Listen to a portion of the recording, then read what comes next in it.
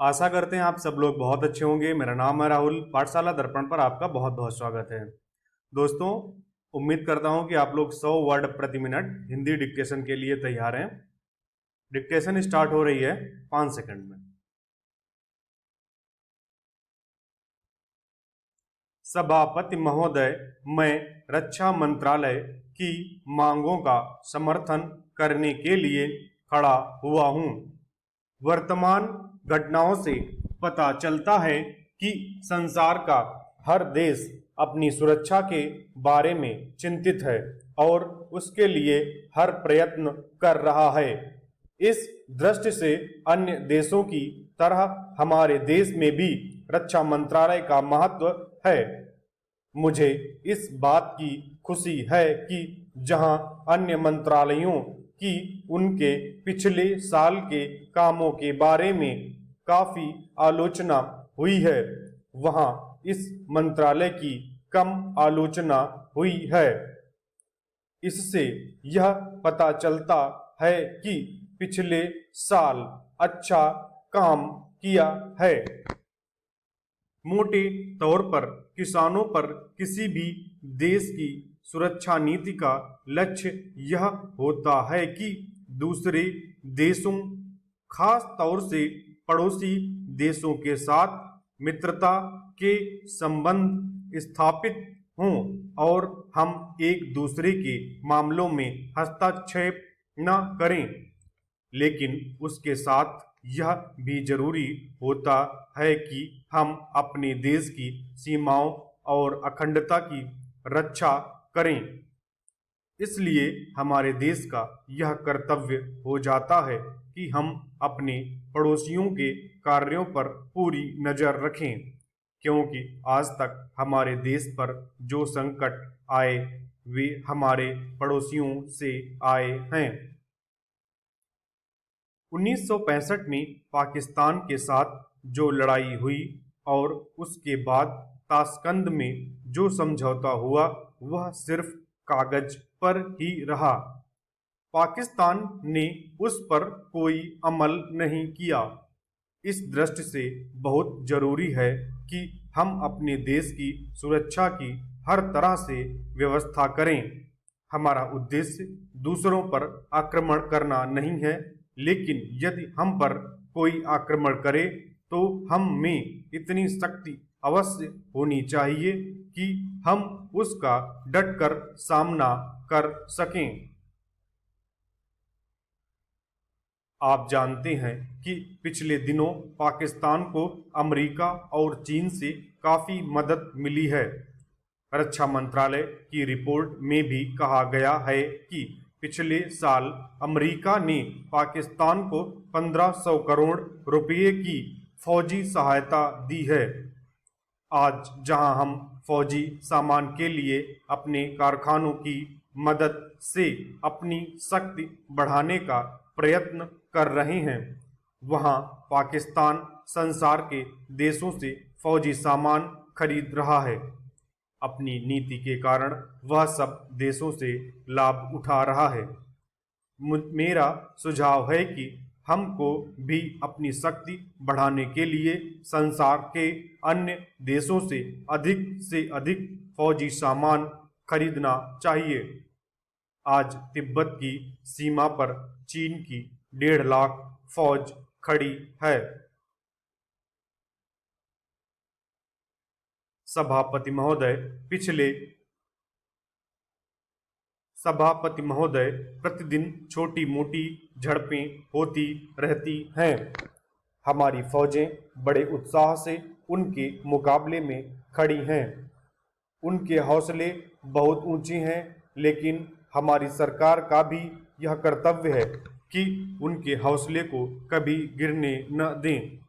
उन्हें हर तरह की सुविधा प्रदान की जाए जिससे उनका आत्मविश्वास बढ़े।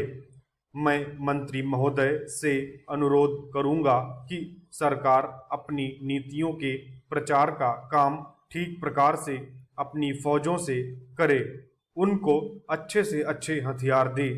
अनुसूचित जातियों और आदिवासी जातियों के आयुक्त ने जो अपना प्रतिवेदन प्रस्तुत किया है, उस प्रतिवेदन को देखने से यह प्रतीत होता है कि इसको तैयार करने में उन्होंने बहुत परिश्रम से कार्य किया है। इसके लिए मैं उनको और उनके सहयोगियों को धन्यवाद देता हूं, परंतु साथ ही साथ इस आवेदन के संबंध में कुछ आवश्यक निवेदन भी करना चाहता हूं। पहली बात तो यह है कि इस प्रतिवेदन को देखने से ऐसा प्रतीत होता है कि इन कार्यों के लिए जिस तरह धन का उपयोग होता है वह 3 साधनों से उपलब्ध होता है: केंद्र सरकार द्वारा, राज्य सरकारों द्वारा और कुछ गैर सरकारी संस्थाओं द्वारा। प्रतिवेदन के अनुसार जितना धन इन कार्यों पर व्यय करने के लिए दिया जाता है उतना धन पूरी तरह से व्यय नहीं हो पाता। मैं यह नहीं कह सकता कि आवश्यकता से अधिक धन दिया जाता है या कार्यकर्ताओं को वह धन प्राप्त ही नहीं होता जिसके कारण से वह बिना खर्च हुए बच जाता है। मैं तो यह चाहता हूँ कि जितना धन दिया जाता है उसका पूरा उपयोग हो और आयुक्त को यह न कहना पड़े कि इस कार्य के लिए जितने धन की आवश्यकता थी उतना धन नहीं मिल पाया और विवश होकर हमको उस कार्य को बीच में ही रोकना पड़ा। जहां तक राज्य सरकारों का संबंध है, बहुत सी राज्य सरकारें अभी तक इस कार्य में असावधानी से काम ले रही हैं और इस कार्य को उपेक्षा की दृष्टि से देखती हैं।